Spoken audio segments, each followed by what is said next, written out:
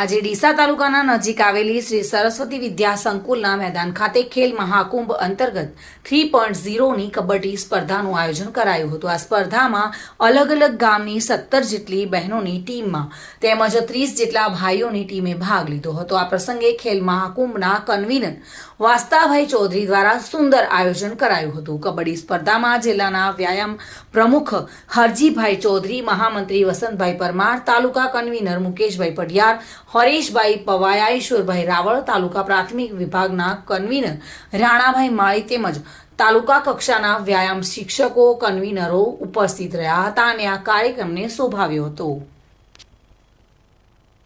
ચિરાગ શ્રીમાળી સાથે bureau report, today Gujarati news.